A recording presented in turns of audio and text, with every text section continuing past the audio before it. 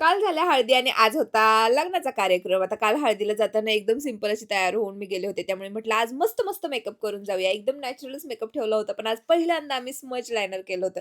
केसांना मस्त असं ब्लो ड्राय करून घेतलं आणि ब्लाउज शिवण्या वाचून मी असा काहीतरी अवतार करून कुठे पण जात असते आणि आज एकदम टायमिंगलाच मी कार्यक्रमाला पोहोचले होते.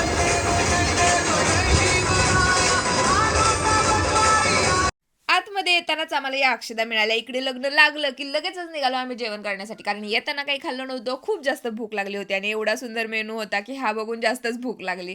अभिचं टेन्शन मला नसतं कुठे गेल्यानंतर, कारण अभि असतो त्याच्या बाबांकडे आणि इकडे ना सगळे कुल्फी खात होते. याने पण चान्स मारून घेतला. आता हा आजारी आहे, पण काय बोलणार? सगळ्यांपुढे काही बोलता पण येत नाही. आणि आता असं झालं, की आम्ही सगळ्या बहिणी फक्त असं लग्नांमध्ये वगैरेच एकत्र येतो. बाकी तर असं काही येणं होत नाही. नवरा-नवरीला भेटलो आणि लगेच निघालो घराकडे आणि घरी येऊन पोहोचल्यानंतर माझ्या लक्षात आलं, एवढा छान मेकअप मी केला.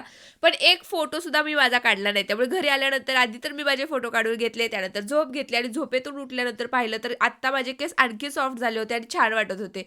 आता इथून पुढे असं करेल, की कुठे कार्यक्रमाला वगैरे जायचं असेल ना, 2-3 तास आधीच मी केसांना ब्लो ड्राय करून ठेवेल. म्हणजे कुठे जाताना ते व्यवस्थित दिसतील. मेकअप रिमूव्ह वगैरे करून घेतला आणि त्यानंतर निघाले चालायला. आता ना मला अशी सवय झाली आणि संध्याकाळ झालं, की असं वाटतं चला, चालायला गेलंच पाहिजे. चला भेटू नेक्स्ट व्लॉगमध्ये. तोपर्यंत बाय.